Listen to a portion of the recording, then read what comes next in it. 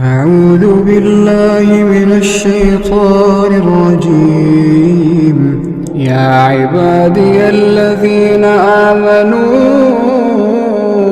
إن أرضي واسعة فإياي فاعبدون كل نفس ذائقة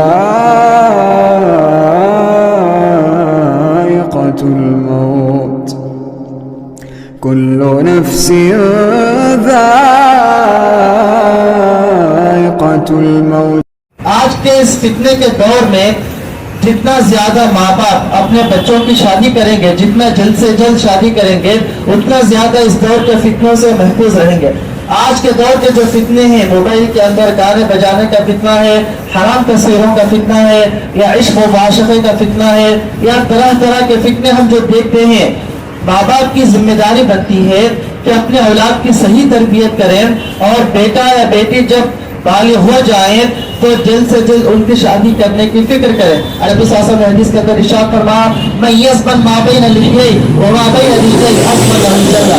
آپ علیہ السلام نے فرمایا، جو آدمی دو چیزوں کی گارنٹی دے گا تو میں اسے جنت کی ضمانت دیتا ہوں۔ پہلی چیز ما بین رجلہ، اپنی شرمگاہ کی گارنٹی دیتا ہے، اپنی شرمگاہ کو غلط چیزوں میں استعمال نہیں کرتا ہے، حرام چیزوں میں استعمال نہیں کرتا ہے، زناکاری بدکاری میں استعمال نہیں کرتا ہے، اپنی زبان کی ضمانت دیتا ہے، یعنی اپنے زبان کی گارنٹی دیتا ہے، اپنے زبان کا صحیح استعمال کرے گا۔ اپنے زبان کے ذریعے سے غیبت، گالی گلوچ، یا اپنی زبان کی وجہ سے دو رشتہ داروں کے درمیان لڑائی جھگڑے کرنا، جو آدمی اس طرح کی ضمانت دے گا، اسمن لہ الجنہ۔ نبی صلی اللہ علیہ وسلم نے فرمایا، میں ایسے آدمی کو جنت کی گارنٹی دوں۔ اور شادی کرنا یہ انبیاء علیہ السلام کی سنت ہے، انبیاء علیہ السلام کا طریقہ ہے، اور اللہ تعالیٰ نے ہمیں اس بات کا حکم دیا ہے۔ قرآن مجید میں اللہ تبارک و تعالیٰ نے ہمیں حکم دیا، فَانكِحُوا مَا طَابَ لَكُم مِّنَ النِّسَاءِ مَثْنَىٰ وَثُلَاثَ وَرُبَاعَ۔ اے لوگوں، تم شادی کرو، نکاح کرو، جو عورتیں تمہیں اچھی لگیں ان میں سے چاہے 2 یا 3 یا 4۔ فَإِن لَّمْ تَعْدِلُوا فَوَاحِدَةً أَوْ مَا مَلَكَتْ أَيْمَانُكُمْ۔ اگر تمہیں ایک سے زائد شادی کر کے اگر تم انصاف کرنے کی طاقت نہیں رکھ سکتے ہو تو فَوَاحِدَةً، تو ایک ہی شادی کرو۔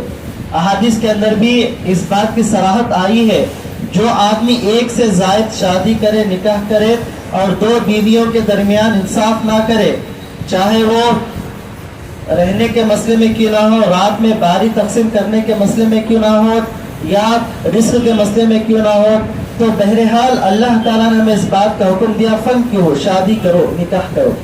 نکاح کرنا، شادی کرنا، یہ انبیاء علیہ السلام کی سنت ہے۔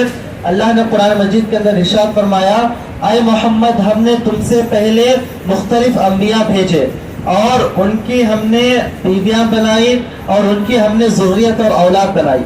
یعنی نبی صلی اللہ علیہ وسلم اور آپ سے پہلے جتنے پیغمبر اس دنیا میں آئے، تمام انبیاء علیہ السلام کی سنت اور طریقہ یہ تھا کہ وہ شادی کیا کرتے تھے، نکاح کیا کرتے تھے۔ شادی کرنے سے ہماری نگاہوں کی حفاظت ہوتی ہے، شرمگاہوں کی حفاظت ہوتی ہے۔ اسی لیے اللہ کے نبی علیہ السلام نے حدیث کے اندر ارشاد فرمایا، نوجوانوں کو نصیحت کرتے ہوئے فرمایا، یا معشر الشباب من استطاع منکم الباءۃ فلیتزوج فإنه اغض للبصر واحسن للفرج فإن لم يستطع فعليه بالصوم فإنه له وجاء، رواه ابو داؤد۔ سنن ابو داؤد کی روایت ہے، نبی علیہ السلام نے صحابہ اکرام سے مخاطب ہو کر فرمایا کہ اے لوگوں، من استطاع منکم الباء، تم میں سے جو شادی کرنے کی طاقت رکھتا ہے، مالی طاقت رکھتا ہے یا جسمانی طاقت رکھتا ہے، تو فلیتزوج، چاہیے کہ ضرور بضرور شادی کرے، جلد سے جلد شادی کرے۔ فإن لم يستطع، اگر شادی کرنے کی استطاعت نہیں ہے مالی اعتبار سے یا کسی اور اعتبار سے، فعلیہ بالصوم، تو چاہیے کہ وہ روزہ رکھے۔ روزہ رکھنے سے کیا ہوتا ہے؟ فإنه له وجاء، روزہ رکھنا یہ کاٹتا ہے، یعنی انسان کی شہوت کو، روزہ رکھنے کی وجہ سے انسان کی شہوت قابو میں آتی ہے، انسان گناہوں سے بچتا ہے۔ جب انسان شادی کرتا ہے تو نبی صلی اللہ علیہ وسلم نے فرمایا، فإنه اغض للبصر، شادی کرنے سے نگاہوں کی حفاظت ہوتی ہے، واحسن للفرج، اور شرمگاہوں کی حفاظت ہوتی ہے۔ آج کے اس فتنے کے دور میں جتنا زیادہ ماں باپ اپنے بچوں کی شادی کریں گے، جتنا جلد سے جلد شادی کریں گے، اتنا زیادہ اس دور کے فتنوں سے محفوظ رہیں گے۔ آج کے دور کے جو فتنے ہیں، موبائل کے اندر گانے بجانے کا فتنہ ہے، حرام تصویروں کا فتنہ ہے، یا عشق و معاشقے کا فتنہ ہے، یا طرح طرح کے فتنے ہم جو دیکھتے ہیں، ماں باپ کی ذمہ داری بنتی ہے کہ اپنے اولاد کی صحیح تربیت کریں، اور بیٹا یا بیٹی جب بالغ ہو جائیں تو جلد سے جلد ان کی شادی کرنے کی فکر کریں۔ اللہ تعالیٰ ان کے لیے اسباب کو آسان فرماتے ہیں۔ اور بہت سارے لوگ یہ سوچتے ہیں کہ لوگ کیا کہیں گے، اب ہمارے بچے کی کوئی نوکری نہیں ہے، یا اس کو پڑھنا ہے، بی اے پڑھنا ہے، ایم اے پڑھنا ہے، پی ایچ ڈی کرنا ہے، یا جاب آنا ہے، یا جب تک 25 سال 30 سال گزر جاتے ہیں اور شادی نہیں ہوتی ہے۔ آپ یاد رکھیں، حضرت عبداللہ بن عمر بن عاص 2 صحابی تھے، ایک حضرت عمر بن عاص اور ان کے بیٹے حضرت عبداللہ، دونوں بھی صحابی تھے، اور دونوں کی عمر میں صرف 11 سال کا فرق تھا۔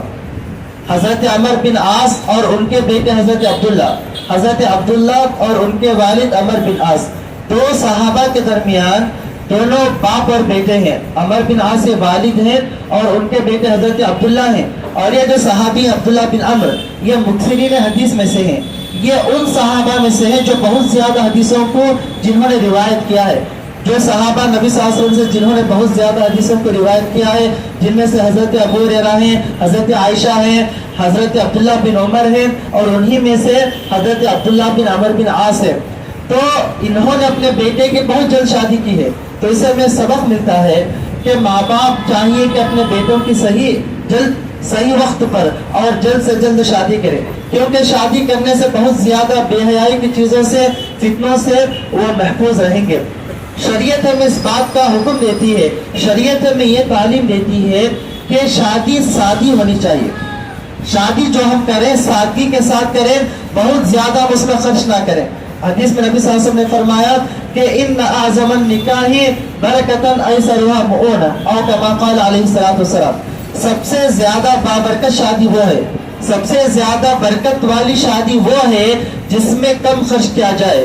جس شادی میں کم خرچ کیا جاتا ہے، جس شادی میں جو شادی ہلکے پھلکی کی جاتی ہے، جس میں بہت زیادہ خرچ نہیں کیا جاتا ہے، ایسی شادی بہت برکت والی ہوتی ہے۔ ایسی شادی کے اندر نبی صلی اللہ علیہ وسلم نے برکت کی دعا کی ہے۔ اب آئے ہم جائزہ لیں کہ کیا ہمارے معاشرے کے اندر جو شادیاں ہوتی ہیں، کیا وہ سنت کے مطابق ہوتی ہیں یا سنت کے خلاف ہوتی ہیں۔ اگر ہم نبی صلی اللہ علیہ وسلم کی شادیوں کا جائزہ لیں، نبی صلی اللہ علیہ وسلم کا ولیمہ کیسے ہوتا تھا؟ صرف اپنی ایک بیوی حضرت زینب رضی اللہ تعالیٰ عنہ کی شادی میں آپ نے بکری ذبح کی تھی۔ باقی ازواج نبی صلی اللہ علیہ وسلم باقی بیویوں کی شادیوں میں، کسی میں آپ نے ستو سے آپ نے شادی کیا، کسی میں آپ نے جو سے آپ نے ولیمہ کیا، اور ایک ایسی صحابیہ ہیں، نبی صلی اللہ علیہ وسلم نے ایک ایسی شادی کی جس میں ولیمہ ایسے تھا کہ صحابہ کرام اپنے گھر سے کھانے پینے کی چیزیں لے کر آئے اور نبی صلی اللہ علیہ وسلم کے ساتھ بیٹھ کر کے کھائے پیے، اور یہی ولیمہ تھا۔ تو شادی سادی ہونی چاہیے، سنت کے مطابق ہونی چاہیے، اور سادگی کے ساتھ ہونی چاہیے۔ ایک مرتبہ نبی صلی اللہ علیہ وسلم کے پاس ایک عورت آئی، صحیح بخاری کی روایت ہے، ایک عورت آئی اور اس نے کہا کہ اللہ کے صلی اللہ علیہ وسلم، میں اپنے آپ کو آپ کے لیے ہبہ کرنا چاہتی ہوں۔ یعنی نبی صلی اللہ علیہ وسلم کے لیے اختیار تھا، نبی صلی اللہ علیہ وسلم کی خصوصیت تھی کہ کوئی بھی عورت نبی صلی اللہ علیہ وسلم کے پاس آ کر کے ہبہ کر سکتی تھی، یعنی شادی کا پیغام دے سکتی تھی۔ تو عورت آ کر کے نبی صلی اللہ علیہ وسلم کے پاس ہبہ کی، تو نبی صلی اللہ علیہ وسلم نے نکاح کی رغبت ظاہر نہیں کی۔ وہاں پر ایک صحابی تھے، انہوں نے نبی صلی اللہ علیہ وسلم سے کہا، اللہ کے رسول، اگر آپ شادی کرنے کی رغبت نہیں رکھتے ہیں تو آپ مجھ سے اس عورت کی شادی کر دیجئے۔ نبی صلی اللہ علیہ وسلم نے کہا، جاؤ مہر کے لیے کچھ لے کر آؤ۔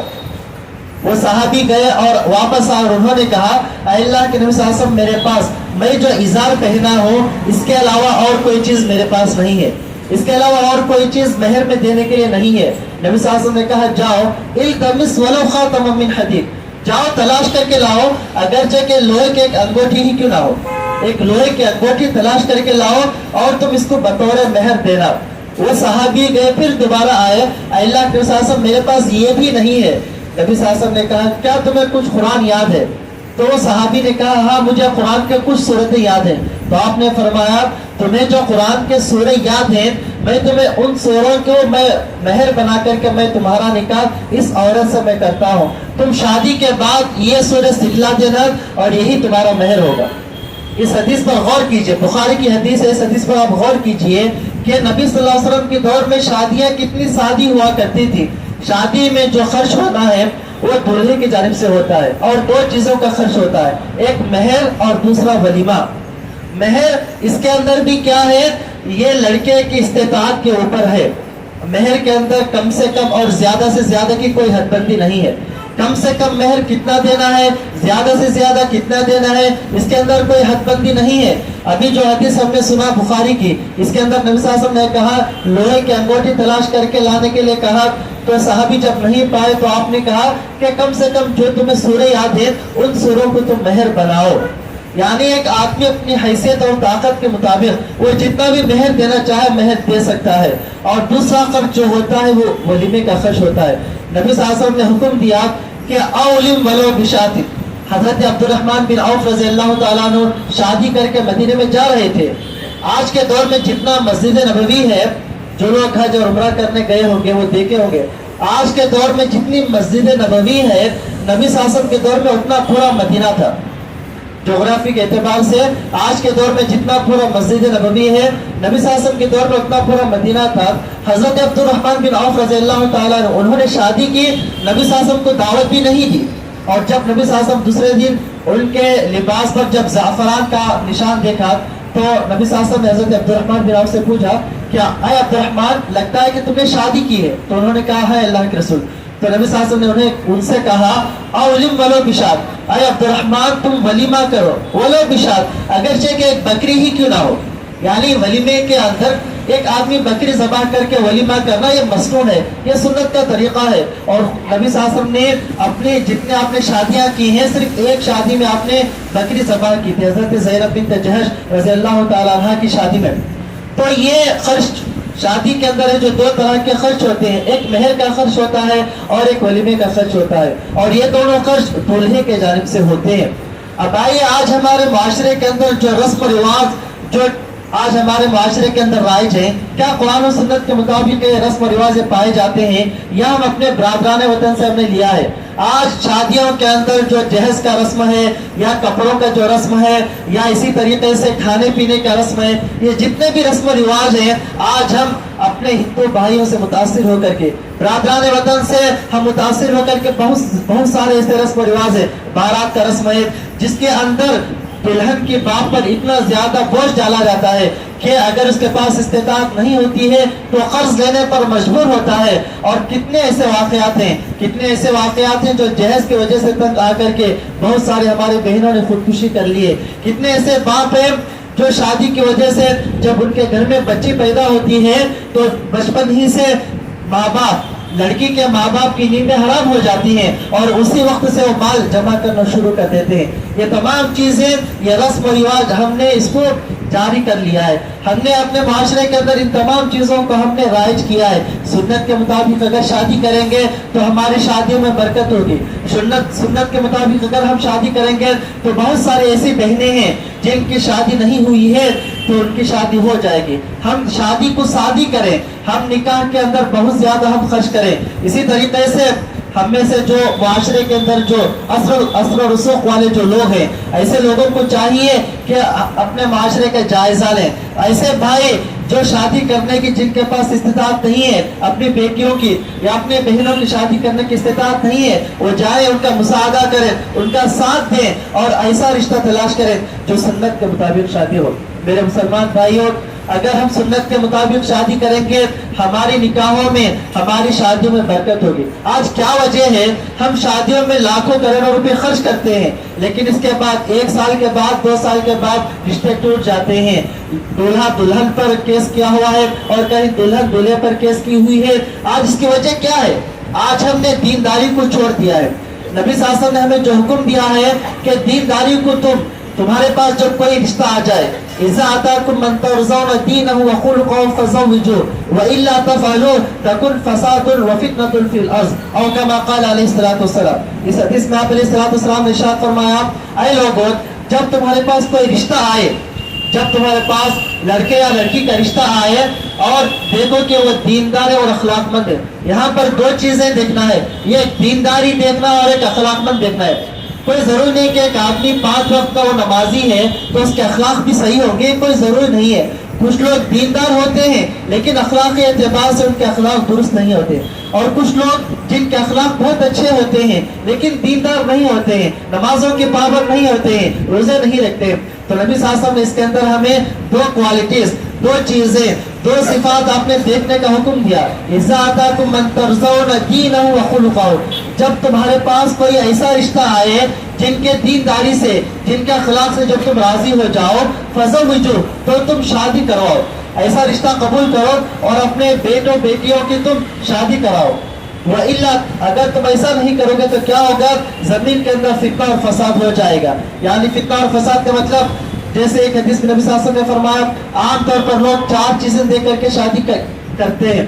تنکح المرأة لأربع، عام طور پر جو شادی کی جاتی ہے 4 چیزیں دے کر کے شادی کی جاتی ہے. لمالیا، اور ایسے جو شادی کی جاتی ہے لمالیا، مال دے کر کے، مالداری دے کر کے. ولحسبها، حسب و نسب، خاندان دے کر کے. ولجمالها، خوبصورتی دے کر کے. ولدینها، اور دینداری. اس حدیث میں نبی صلی اللہ علیہ وسلم نے دینداری کو 4تھے نمبر پر رکھا. یعنی لوگ دینداری جب شادی کرنے کے لیے جب جاتے ہیں تو دینداری کو سب سے آخر میں رکھتے ہیں. سب سے پہلی چیز مالداری دیکھتے ہیں، خوبصورتی دیکھتے ہیں، پھر اس کے بعد خاندان دیکھتے ہیں، اور دینداری کو ایک دم آخر میں رکھتے ہیں. نبی صلی اللہ علیہ وسلم نے فرمایا فاظفر بذات الدین، دیندار عورت کو ترجیح دو. دیندار ہونے کے ساتھ ساتھ اگر خوبصورت ہے، مالدار ہے تو ماشاءاللہ اور اچھی چیز ہے، لیکن ہمارا پہلا پریفرنس، ہماری پہلی ترجیح دینداری کو ہونی چاہیے. اگر ہم ایسا کریں گے، دینداری کو ترجیح دے کر کے شادی کریں گے تو ایسی شادی میں خیر و برکت ہوگی. وَإِلَّا تَفْعَلُوا، اگر تم ایسا نہیں کرو گے فتنہ فساد ہو جائے گا، رشتوں کے اندر درار پیدا ہو جائے گا اور فتنہ فساد ہو جائے گا اور رشتے آگے تک نہیں جائیں گے. میرے مسلمان بھائیوں، محفل نکاح میں جو 3 آیتیں پڑھی جاتی ہیں، کیا آپ جانتے ہیں اس کے اندر کیا پیغام ہے؟ عام طور پر خطبہ حاجہ یا محفل نکاح کے اندر 3 آیتیں پڑھی جاتی ہیں. نبی صلی اللہ علیہ وسلم جب نکاح پڑھاتے ہیں تو آپ ان 3 آیتوں کو پڑھتے ہیں. پہلی آیت، یا ایھا الذین آمنوا اتقوا اللہ حق تقاتہ ولا تموتن الا وانتم مسلمون. دوسری آیت، یا ایھا الناس اتقوا ربکم الذی، اور تیسری آیت، یا ایھا الذین آمنوا اتقوا اللہ وقولوا قولا سدیدا. ان تینوں آیتوں میں تقوی کا حکم دیا گیا ہے. گویا ان تینوں آیتوں کے اندر دولہا اور دلہن کو اور تمام لوگوں کو اس بات کا پیغام دیا گیا ہے کہ اللہ تعالیٰ سے ڈرے. شادی زندگی کا سب سے خوشگوار مرحلہ ہوتا ہے، اور اس خوشی کے موقع پر بھی اللہ تعالیٰ سے ڈرے اور اس شادی کے اندر بے جا رسم و رواج نہ کرے، فضول خرچی نہ کرے. آدمی جب حد سے زیادہ جب خوشی ہوتی ہے تو بے جا رسم و رواج میں، حرام چیزوں میں وہ مبتلا ہو جاتا ہے، حرام کاری کرنے لگتا ہے، اسراف اور فضول خرچی سے کام لیتا ہے. تو اس میں ہمیں اس بات کا حکم دیا گیا ہے، زندگی میں پیش آنے والے مرحلے، چاہے خوشی کا مرحلہ کیوں نہ ہو یا غم اور تکلیف کا مرحلہ کیوں نہ ہو، کسی کا انتقال ہو گیا ہے، کسی کی وفات ہو گئی ہے، تو چاہے خوشی کا مرحلہ ہو یا غم کا مرحلہ ہو، اللہ سے ڈرنا ہے، شریعت کے دائرے میں رہنا ہے. بہت سارے لوگ یہ کہتے ہیں کہ زندگی میں ایک ہی مرتبہ ہم شادی کرتے ہیں تو اس لیے وہ لوگ بہت زیادہ فضول خرچی کرتے ہیں اور ایسے حرام رسم و رواج کرتے ہیں جس کا شریعت میں کوئی ثبوت نہیں ہے. اللہ تعالیٰ نے اس بات کا حکم دیا کہ اتقوا اللہ، اللہ تعالیٰ سے ڈرو، چاہے شادی کا مرحلہ ہو یا زندگی کا کوئی اور مرحلہ ہو. یا ایھا الذین آمنوا اتقوا اللہ حق تقاتہ ولا تموتن الا وانتم مسلمون، اور تمہاری موت نہ آئے مگر اسلام کی حالت میں. یہاں پر غور کیجئے، محفل نکاح میں یہاں پر دولہا دلہن اور تمام لوگوں کو اس بات کا پیغام دیا جا رہا ہے کہ آدمی اپنی موت کو نہ بھولے، چاہے نکاح کا مرحلہ کیوں نہ ہو، چاہے خوشی کا موقع کیوں نہ ہو، آدمی موت کو یاد کرے اور آخرت کی تیاری کرے. اسی طریقے سے دوسری آیت جو پڑھی جاتی ہے، یا ایھا الناس اتقوا ربکم الذی خلقکم من نفس واحدہ، اے لوگوں ڈرو تمہارے اس رب سے، اس اللہ سے جس نے تمہیں ایک نفس سے پیدا کیا. وَخَلَقَ مِنْهَا زَوْجَهَا، اور اللہ تعالیٰ نے آدم علیہ السلام سے ان کا جوڑا پیدا کیا، یعنی حوا علیہ السلام کو پیدا کیا. کیا آپ جانتے ہیں روئے زمین کا سب سے پہلا رشتہ کون سا تھا؟ کیا ماں باپ کا رشتہ تھا؟ کیا بھائی بہن کا رشتہ تھا؟ یا نانا اور نواسے کا رشتہ ہے؟ اس روئے زمین کے اوپر سب سے پہلا رشتہ کون سا ہے؟ روئے زمین کے اوپر سب سے پہلا رشتہ شوہر اور بیوی کا رشتہ ہے. حضرت آدم اور حضرت حوا علیہ السلام کا رشتہ تھا. انسانیت، انسانوں کا سب سے پہلا رشتہ میاں بیوی، شوہر بیوی کا رشتہ ہے. تو اس لیے جو نکاح ہوتے ہیں، جو شادیاں ہوتی ہیں، یہ بہت بڑی چیز ہے, یہ بہت بڑی سنت ہے, انبیاء علیہ السلام کی سنت ہے. تو اس لیے ہمیں شادی کے مرحلے پر, اس نکاح کے موقع پر ہم سنت کے مطابق ہم شادی کریں.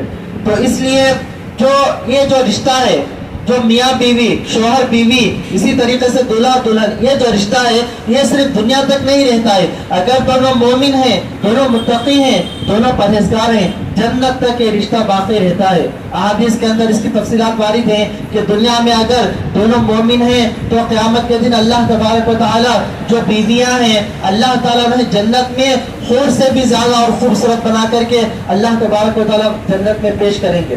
یعنی جو زوجیت کا جو رشتہ ہے, نکاح کا جو رشتہ ہے, یہ صرف دنیا میں ختم نہیں ہوتا ہے. بہت سارے لوگ حنفی مسلک کے اندر یہ کہتے ہیں کہ جیسے ہی شوہر کا انتقال ہو جائے یا بیوی کا انتقال ہو جائے تو دونوں کے درمیان رشتہ ختم ہو جاتا ہے, دونوں کو ایک دوسرے کو نہیں دیکھ سکتے. حالانکہ غلط بات ہے. اگر شوہر کا انتقال ہو جائے تو بیوی اپنے شوہر کو غسل دے سکتی ہے. اسی طریقے سے بیوی کی وفات ہو جائے, شوہر زندہ ہے, شوہر اپنے بیوی کو غسل دے سکتا ہے.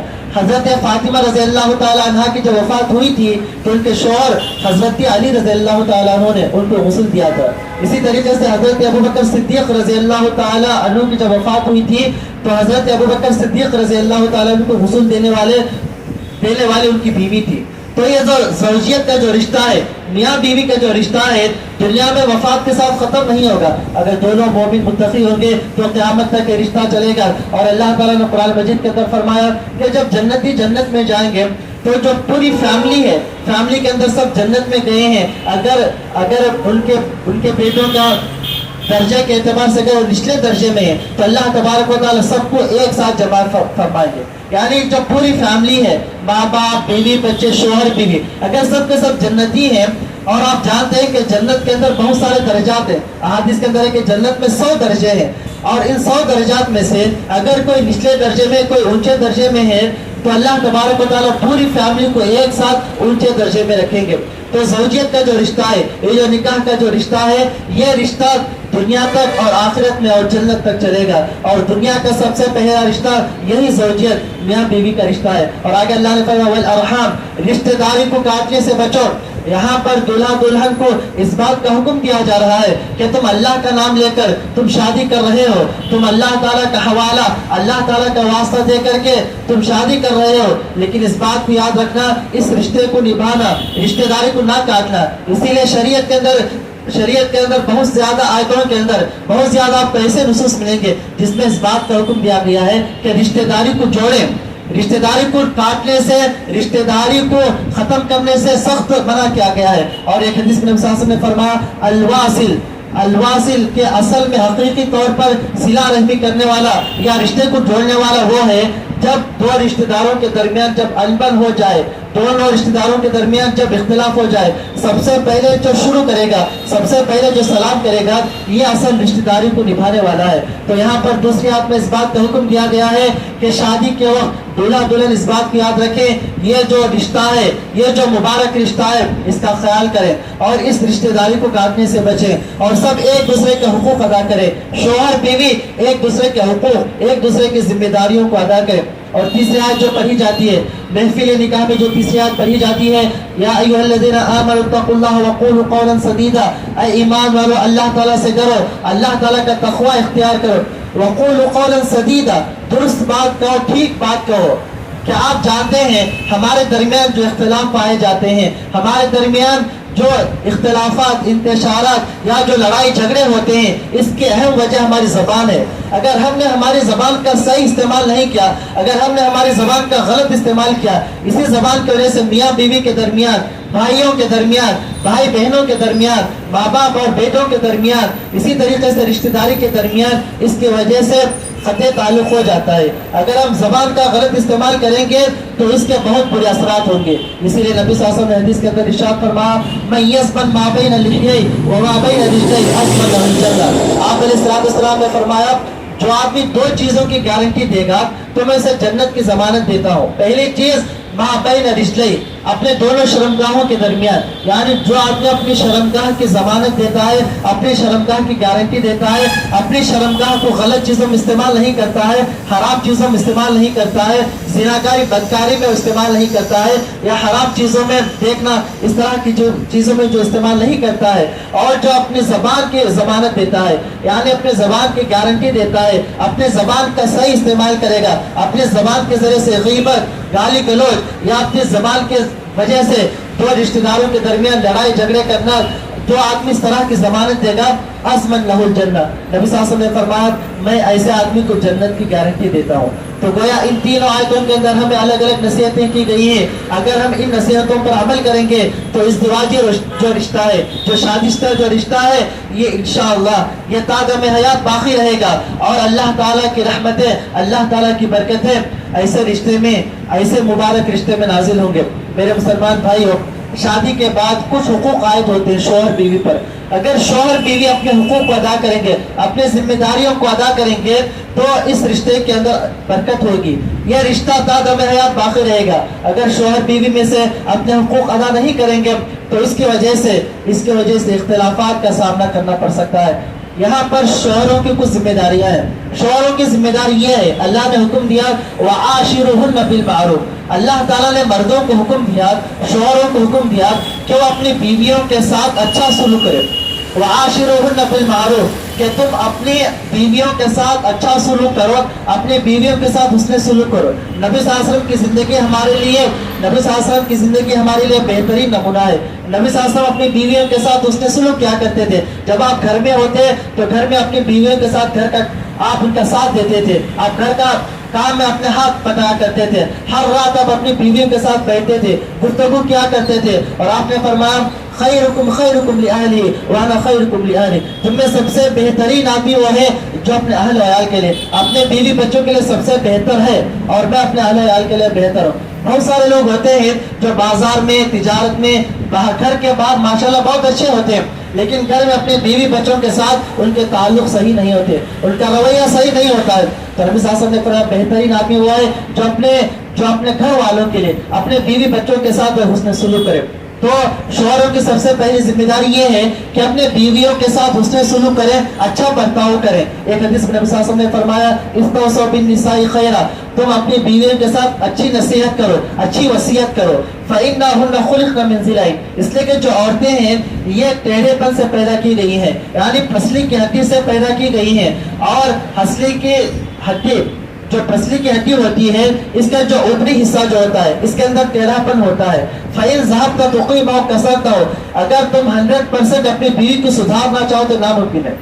अगर तुम अपनी बीवी को सुधारना चाहो 100% तो ये नामुमकिन है। तो इसलिए आपने फरमाया कि इस्तौसौ बिन्निसाई खैरा, तुम अपनी औरतों के साथ, अपनी बीवियों के साथ बेहतरीन वसीयत करो, तुम अच्छी नसीहत के साथ, अच्छी वसीयत के साथ तुम जिंदगी गुजर बसर करो। इसी तरीके से शौहरों की और एक जिम्मेदारी ये बनती है कि निकाह करने के बाद क़ियाम व तआम, घर का इंतज़ाम, इसी तरीके से कपड़ों के इंतज़ाम, खाना पीना, ये तमाम चीज़ें शौहरों की जिम्मेदारी है। ये दूल्हे की जिम्मेदारी या शौहर की जिम्मेदारी बनती है कि हर आदमी अपनी हैसियत, अपनी ताकत, अपनी इस्तिताअत के मुताबिक वो रिस्क का वो अपनी बीवी का बंदोबस्त करे, वो अपनी बीवी के लिए घर का इंतज़ाम करे, खाने पीने का इंतज़ाम करे। इसीलिए अल्लाह ताला ने फरमाया अर्रिजालु क़व्वामून अला निसा, मर्द औरतों पर हाकिम है, निगहबान है, मुहाफिज है। यानी अल्लाह ताला ने ये इस आयत के अंदर ये बताया है कि मर्द औरत का मुहाफिज है, वो निगहबान है। यानी अल्लाह ताला ने मर्द को ज्यादा क़ुव्वत अता की है, क्योंकि मर्द, अल्लाह ताला ने फरमाया अर्रिजालु क़व्वामून अला निसा बिमा फ़ज़्ज़लल्लाहु बअज़हुम अला बअज़ व बिमा अनफ़क़ू मिन अम्वालिहिम, इसलिए कि मर्द अपने औरतों पर, दूल्हे या शौहर अपनी बीवियों पर खर्च करते हैं। यह अल्लाह तबारक व तआला ने इस आयत के अंदर इस बात का हुक्म दिया है कि मर्द औरतों के हाकिम है, मर्द औरतों के मुहाफिज और निगहबान है। तो इसलिए ज़रूरी कि औरतें अपने शौहरों की इताअत करें। जैसे ही शौहर घर में आए और शौहर अपनी बीवी को जो हुक्म देगा, बीवियों के लिए जरूरी है कि अपने शौहरों की इताअत करे, अपने शौहरों की खिलाफ वर्जी ना करे, अपने शौहरों की नाफरमानी ना करे। एक हदीस में नबी सल्लल्लाहु अलैहि वसल्लम ने फरमाया जो औरत 5 वक्त की नमाज पढ़ती है और रमजान के रोजे रखती है और अपने शौहर की इताअत करती है, तो ऐसी औरत जन्नत के 8 दरवाजों में से जिस दरवाजे से चाहे, क़यामत के दिन अल्लाह ताला कहेंगे कि जिस दरवाजे से जन्नत में दाखिल होना चाहे जन्नत में दाखिल हो जाए। जो औरत 5 वक्त नमाज़ें पढ़ती है, रमज़ान के रोज़े रखती है और जो अपने शौहर की इताअत करती है, और एक औरत से नबी सल्लल्लाहु अलैहि वसल्लम ने फरमाया कि तुम्हारा जो शौहर है ये तुम्हारा जन्नत और जहन्नम है। गोया अगर तुम अपने शौहर की इताअत करोगे तो ये तुम्हारे लिए जन्नत का जरिया है, अगर तुम अपने शौहर की नाफरमानी करोगे, अपने शौहर की इताअत नहीं करोगे तो ये तुम्हारे लिए जहन्नम का जरिया है। ये और बात है कि शौहर अगर हराम चीज का हुक्म दे या गुनाह और नाफरमानी का हुक्म दे या शिर्क और बिदअत का हुक्म दे तो ऐसी सूरत में बीवी अपने शौहर की नाफरमानी कर सकती है, वो हराम काम नहीं करेगी। वरना एक हदीस में नबी सल्लल्लाहु अलैहि वसल्लम ने फरमाया कि सबसे बेहतरीन बीवी वो है जब शौहर अपने घर लौट आए तो अपनी बीवी को देखने के बाद उसको सुकून हासिल हो, उसको खुशी हासिल हो। तो बीवियों की जिम्मेदारी ये बनती है कि शौहर जब अपने घर आए तो उनका अच्छे से इस्तेमाल करें, उनकी खिदमत करें और उनका अच्छा इस्तेमाल करें और मुस्कुरा करके उनकी खिदमत करें। लेकिन अगर बीवी अपने शौहर की इताअत नहीं करेगी, अच्छे से इस्तेमाल नहीं करेगी और हमेशा मोबाइल में मसरूफ रहेगी। आज इस मोबाइल की वजह से इज़्दिवाजी जिंदगी में, शादीशुदा जिंदगी में बहुत ज्यादा इख्तिलाफात, तलाक और खुले का सबब बन रही है, क्योंकि शौहर घर आने के बाद जो वक्त अपनी बीवियों को, अपने बच्चों को देना है, अगर वो वक्त नहीं देगा तो ये चीज़ नफरत और अदावत का सबब बन सकती है और यही चीज़ तलाक और खुले तक ले जा सकती है। इसी तरीके से जब शौहर घर आता है तो बीवी की जिम्मेदारी बनती है कि अपने शौहर की खिदमत करे, अपने शौहर की इताअत करे। अगर इताअत नहीं करेगी और मोबाइल में मसरूफ हो जाएगी, अपने शौहर की इताअत नहीं करेगी तो यही से नफरतें पैदा हो जाती है और यही चीज़ आखिर तलाक और खुले तक और दोनों के दरमियान अनबनी का सबब बन सकती है। तो इसीलिए शरीयत ने हमें इस बात का हुक्म दिया है। शरीयत ने मर्दों पर कुछ जिम्मेदारियों को आयद की है, औरतों पर कुछ जिम्मेदारी आयद की है और दोनों अपनी अपनी जिम्मेदारियों को अदा करेंगे तो इज़्दिवाजी रिश्ता, ये जो शादीशुदा रिश्ता है,